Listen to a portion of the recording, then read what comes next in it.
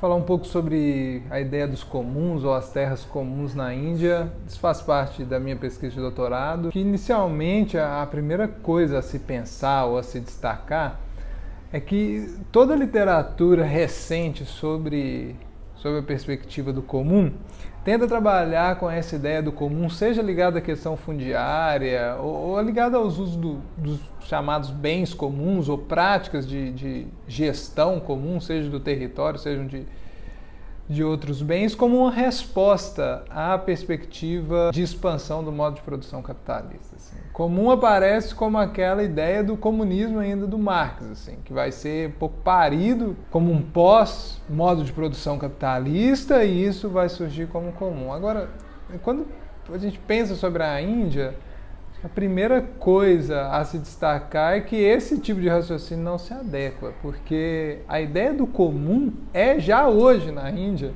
não algo de pequena escala ou algo que vai se manifestar, principalmente quando a gente fala da questão fundiária ou dos bens. O comum é existência, ela não é futuro, ela não é resposta. O comum é prática contínua e cotidiana de uma grande parte da população indiana. Então, acho que esse é um primeiro ponto a se destacar. Para se ter uma ideia mais quantitativa disso, em 2012 existiu uma organização que reúne outra série de organizações ligadas à defesa dos povos tradicionais na Índia, especificamente a essa questão das terras comuns, a Sociedade de Desenvolvimento de Terras Tradicionais, poderia se chamar assim numa tradução portuguesa. Em 2012, ela fez um estudo que aponta que atualmente na Índia 35% do território, das terras, podem ser considerados como terras comuns. 35% do território. Isso não tem uma especificação em lei do que significa terra comum, porque a ideia do uso comum da terra tenta, em certo sentido, transcender justamente essa ideia de uma necessidade jurídica que constitua aquilo como terra comum. Não, a terra comum é uma terra que vai atender a um número limitado de pessoas que precisa para sobreviver de um número limitado de recursos. Então você tem esses 35% de terras comuns, mais ou menos metade delas, de fato, não tem nenhuma natureza jurídica, não são nem privadas, nem do Estado, elas são simplesmente comuns, e a outra metade é aquilo que vou falar um pouco mais ao longo desse relato, são as chamadas terras protegidas, as terras que se tornaram públicas, que eram de fato comuns e que hoje são terras de direito público que estão na mão do Estado. Então essa existência do comum, obviamente, tendo em vista o processo de expansão do modo de produção capitalista, o processo de financiarização global que tem acontecido, de expansão do mercado imobiliário global, de expansão da fronteira do capital global, obviamente isso vai sofrer uma série de pressões. Pressões que são pressões, algumas delas muito recentes, e pressões que vêm principalmente desde a ideia ou desde do projeto colonial inglês que se instala na Índia, primeiro com a Companhia das Índias Orientais e que com o fim da Companhia das Índias na década de 1850 e com o fato da Índia se transformar de fato uma colônia inglesa, vai tender a se intensificar. Então, nesse ambiente de ataque aos comuns, que, como eu disse, já são uma realidade na Índia, vão aparecer também como resposta a processos muito recentes de expansão do capital global, esse ataque se dá principalmente através de dois grandes discursos.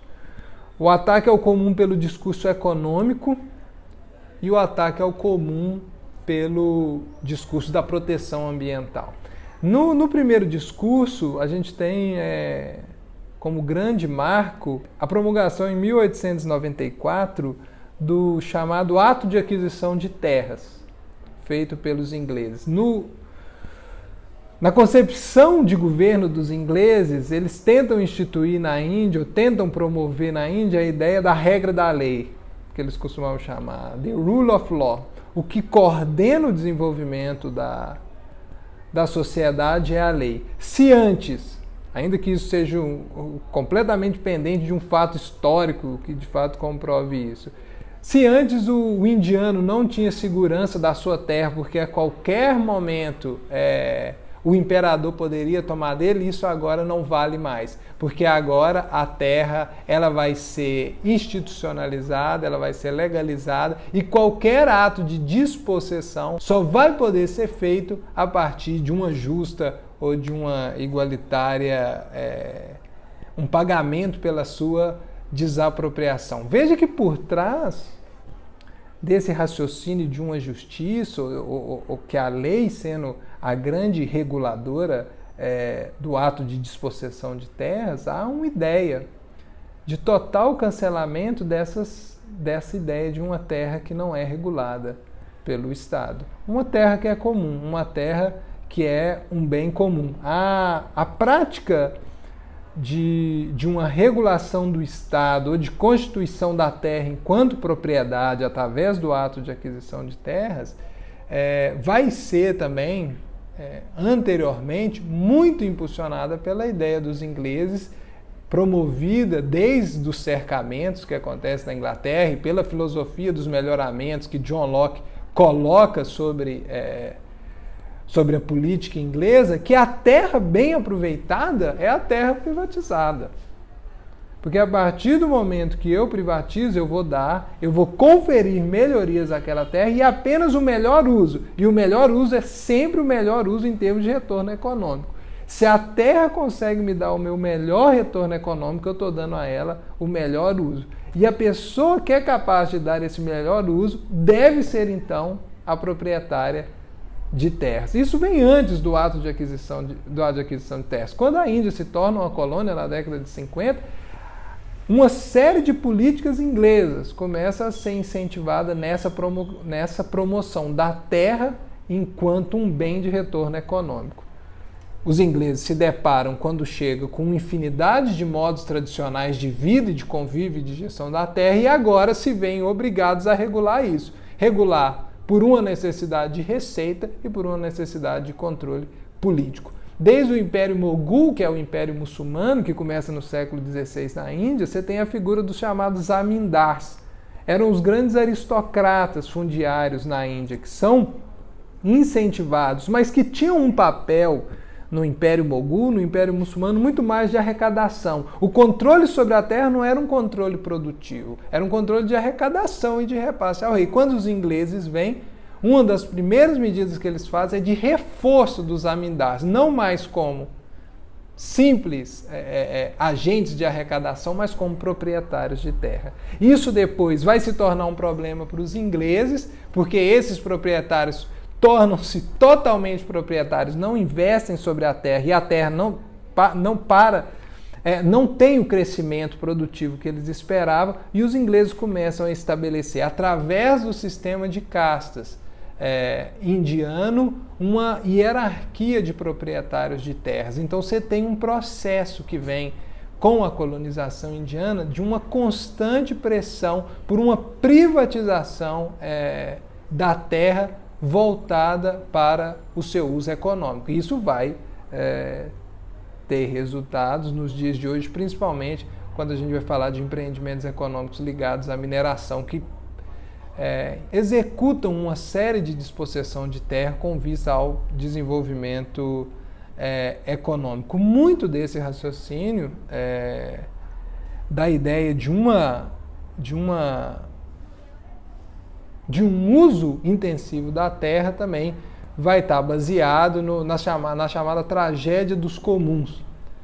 Todo comum, tudo aquilo que é comum não pode dar certo. Por quê? Porque o agente, isso vem principalmente da teoria de um economista chamado Garrett Hardin. Ele escreve um artigo na década de 60 chamado A Tragédia dos Comuns, que ele vai discutir principalmente nas questões ligadas à terra, que nada do que é comum pode ser bem aproveitável. Por quê? Porque cada agente individual vai maximizar a sua utilidade, e se todos maximizarem a sua utilidade individual sobre uma terra que é comum, o resultado não pode ser o melhor possível. Qual que é, então, a melhor solução? Ora, garantir a propriedade privada. Então, esse discurso econômico que vem por dentro da academia, que vem a partir do capital global, que vem através de uma série de leis na época colonial, vai atacando esses comuns, ainda que eles resistam muito fortemente. Você pensar que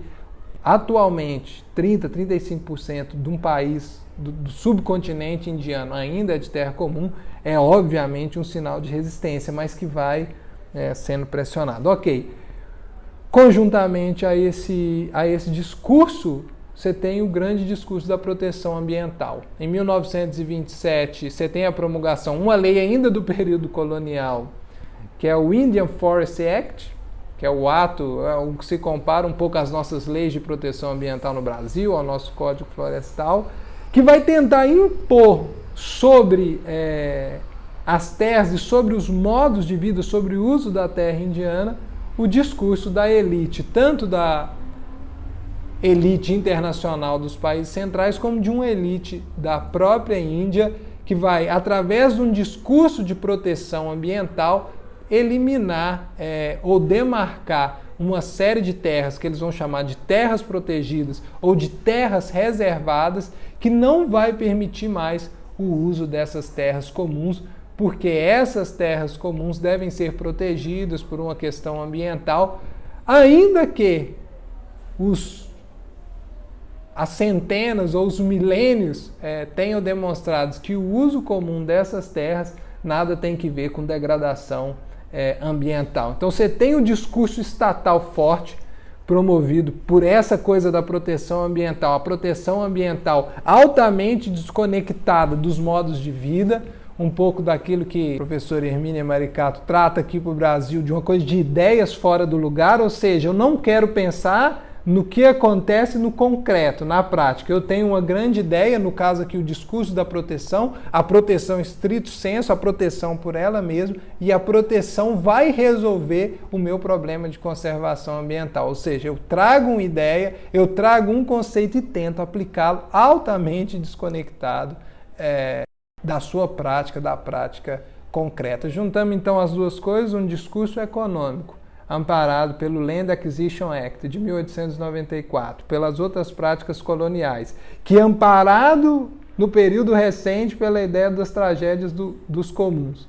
Soma-se a isso uma prática de proteção ambiental e florestal amparada por essa coisa de trazer um conceito central desconectado das práticas de vida que de fato acontecem no território. Junto a essas duas coisas se constitui no que a gente tem hoje como grande ataque aos comuns estabelecidos na Índia. Só para se ter uma ideia da independência que acontece em 1957 até os dias atuais, essas áreas protegidas crescem 64% na Índia. Hoje nós temos mais de 76 milhões de hectares que são demarcados como terras protegidas ou terras reservadas. Foram terras que, se antes corriam à margem do direito, hoje estão inseridas na lógica do direito como uma ideia do direito público. É o direito do Estado. É o Estado como grande metanarrativo, o Estado como grande agente afastado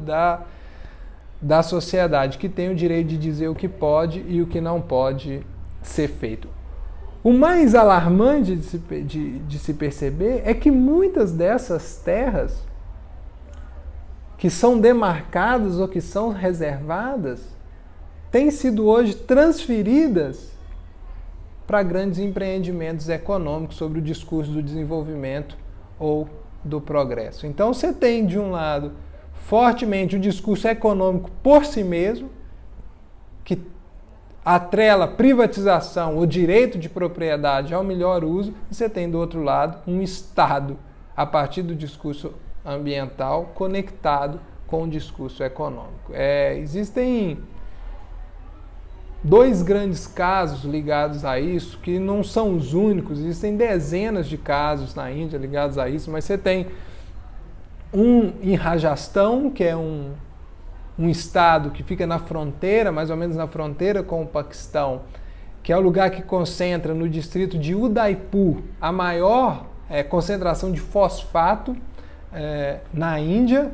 são centenas de vilas que atualmente passam por um processo altamente violento de despossessão das suas terras. Essas terras são inicialmente transferidas para o poder público e depois de transferidas ao poder público, elas são simplesmente cedidas ao capital internacional que vai atuar em práticas de mineração. Então você tem primeiro a desconstrução do comum e depois a desconstrução do público.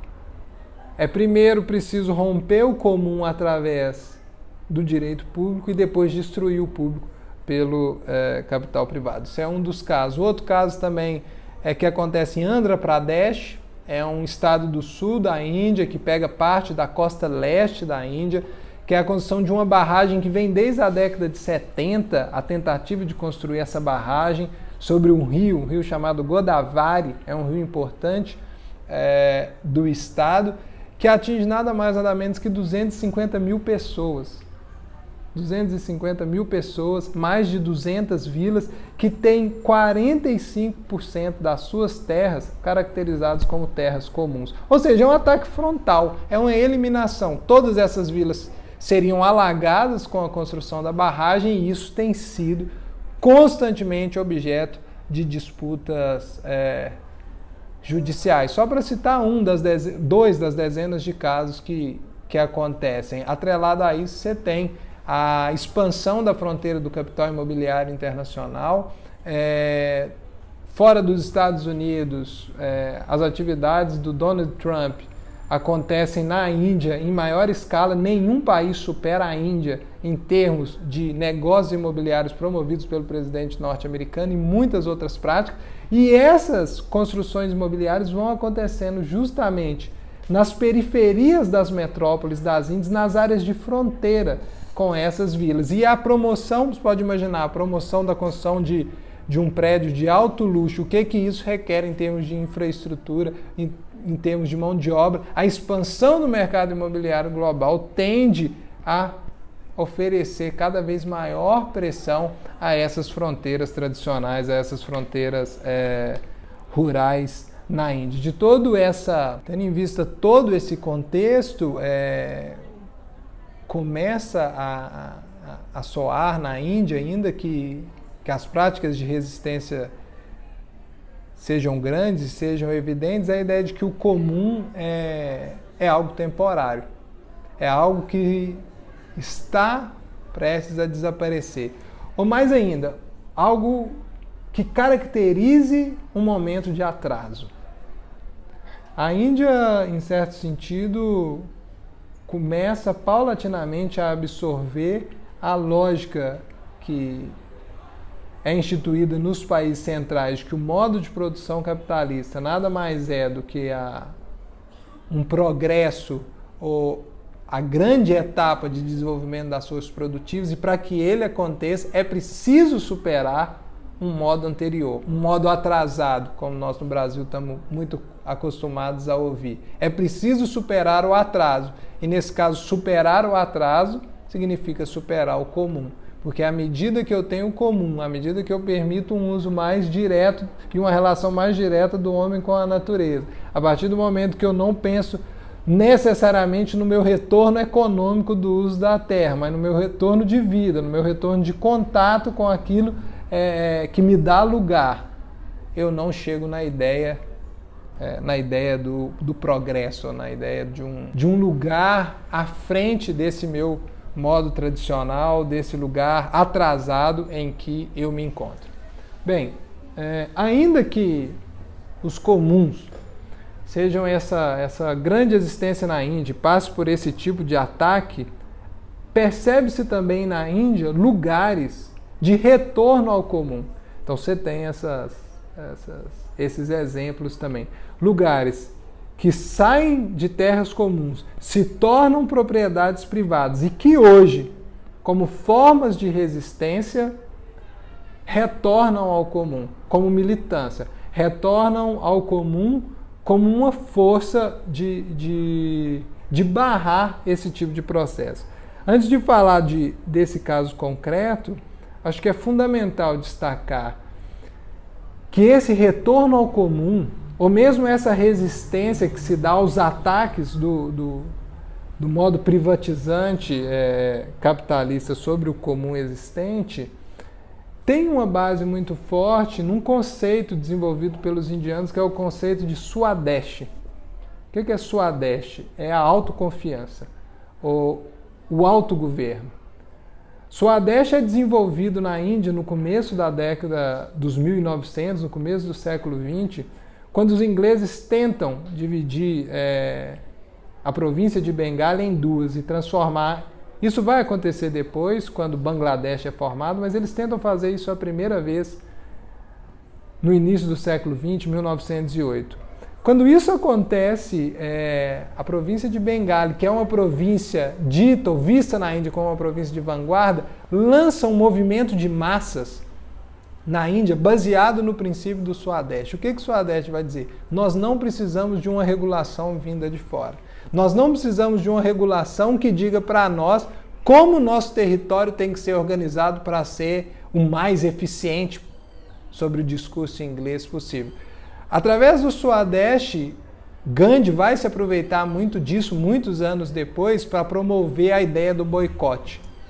O Swadeshi, como princípio, me diz que eu, na minha nação, no meu estado, consigo me governar. E como prática, ele se reflete no boicote. Gandhi usa o princípio do Swadeshi para boicotar, dentre outras coisas, a produção de algodão dos ingleses e o embargo da produção indiana. Então você tem uma ideia de boicote. Eu boicoto tudo aquilo que vem de fora, porque aquilo que vem de fora não serve à minha prática cotidiana de vida. Esse princípio é altamente aplicado às regulações, às legislações. Ainda que hoje seja válido, dentre outras coisas, o Indian Forest Act, que é da era colonial, é de 1927, ele foi revisado em 2013. Ainda que o ato de aquisição de terras de 1894 só tenha sido revisado em 2013 e ainda assim mantenha muita das prerrogativas da primeira versão,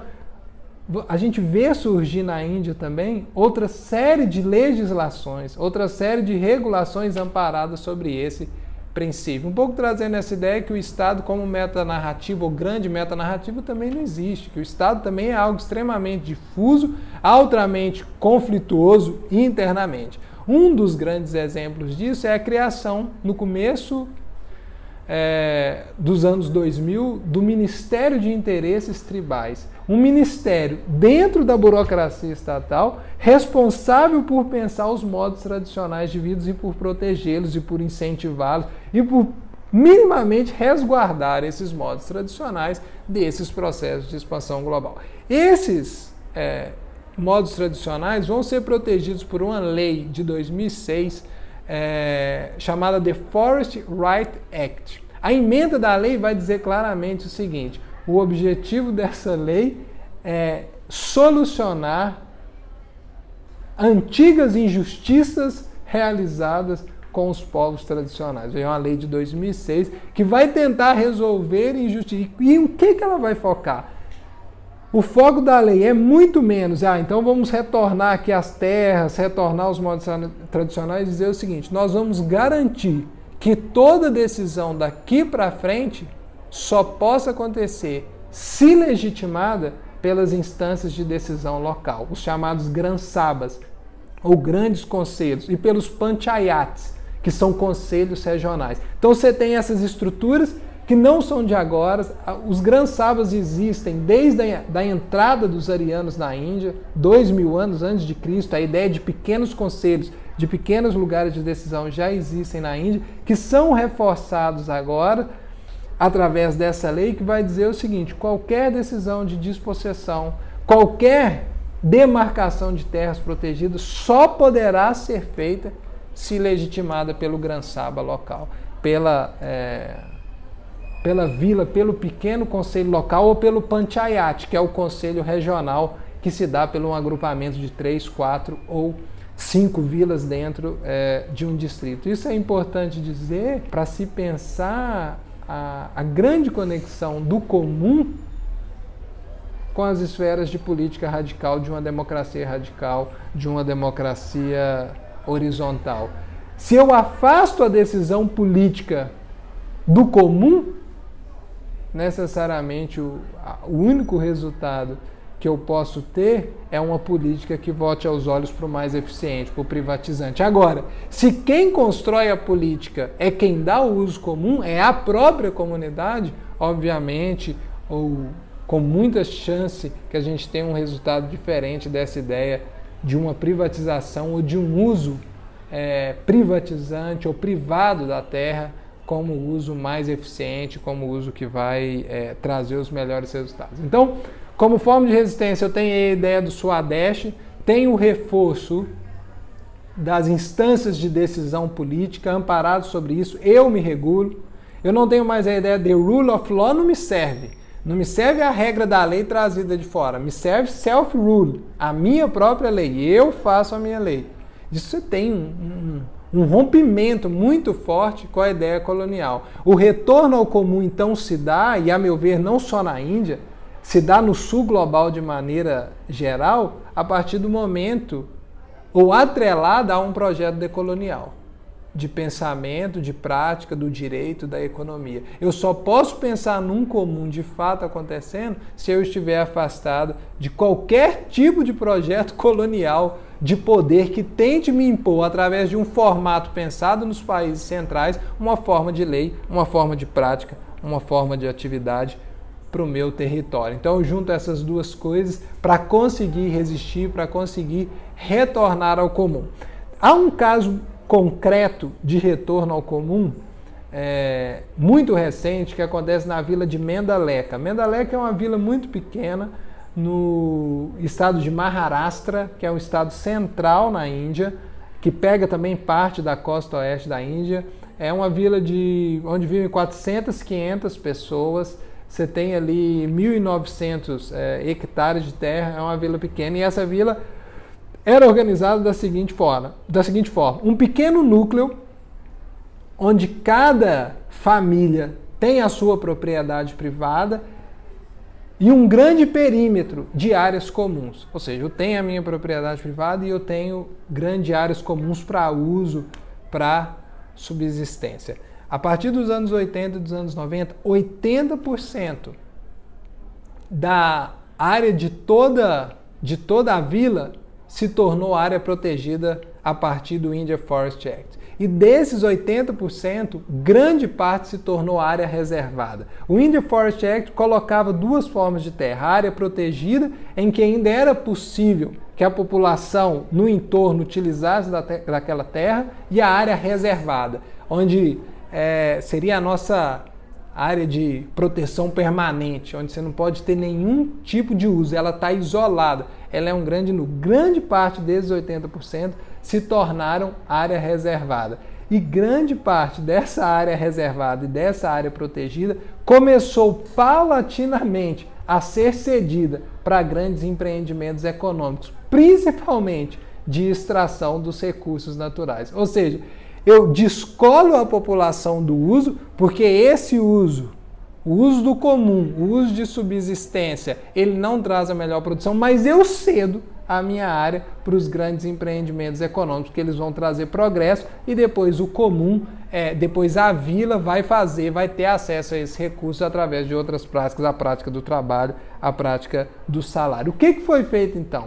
Como forma de resistência, porque a partir do momento que eu tenho esse ceder de terra para o empreendimento privado, qual é a lógica que guia o mercado? Ora, para expandir essa área, uma vez que eu tenho parte dessa vila que é propriedade privada, ou seja, o Estado não vai ter condição de demarcar ela para me ceder, o que eu faço? Eu começo a comprar a terra de cada um. Compro de um, depois compro de outro e começo a enfraquecer as formas tradicionais de vida. Nessa vila isso não deu para acontecer. É um pouco do raciocínio que acontece nas próprias ocupações dentro do ambiente urbano. Compro de um, compro de outro e depois tento ter toda a terra comigo. Nesse caso não aconteceu. Por quê? Utilizando de uma lei que é de 1964, que é chamada Grand Dam Act. O que essa lei dizia? Essa lei dizia que a partir do momento que o Gran Saba, o Conselho da Vila, entender que o melhor caminho para a sobrevivência da vila seja a transferência das propriedades individuais para a comunidade, a vila tem o direito de fazer isso. A terra deixa de ser privada e se torna totalmente comum. A vila de Mendaleca, nos anos de 2008 e 2009, promoveu então esse retorno ao comum. O que os proprietários fizeram? Cada proprietário destinava 20% da sua área para o uso comum da terra. Os outros 80% continuavam de uso individual, mas a comercialização da terra só podia ser feita se aprovada pelo conselho. Ou seja, eu tenho o direito de uso da minha terra da maneira que eu entender que é melhor, mas eu só posso cedê-la, eu só posso repassá-la, seja ao Estado, seja um empreendedor privado, se todo o conselho, se todo o comum, se toda a comunidade entender que aquilo é o melhor, não para o indivíduo, mas para todo o ambiente, para toda a vila, para todo o seu entorno. Ao mesmo tempo, ao tornar a terra comum, eles ganham força para pressionar o Estado contra essa prática constante de reservas de áreas, de preservação de áreas estrito sensu. Bem, juntando todas essas coisas, esse ataque ao comum pelo discurso econômico, esse ataque ao comum pelo discurso ambiental, esse retorno ao comum de lugares que passaram por um processo de privatização, mas que vem no comum um confronto ao modo de produção capitalista, vai parecendo claro que a maneira de se pensar um comum que de fato se manifeste como potência, pensando um pouco para o Brasil, pensando um pouco para os países latino-americanos, ou nas muitas populações subalternas, mesmo nos países centrais, a maneira de um novo modo de pensar, de sobrevivência e de convívio com a terra, o de entendimento do comum como possibilidade, só pode acontecer atrelado a alguma prática de democracia radical. Se eu não tenho instâncias de pequena escala de decisão política, se eu afasto a decisão política daquilo que é comum, do meu contato com os meus pares, se há uma representação muito afastada dos interesses comuns na esfera de ambiente político, parece impossível entender esse comum na sua larga escala, na sua real potência que ela pode acontecer. O caso indiano talvez seja o mais claro nesse sentido. A gente fala de mais de 600 mil vilas.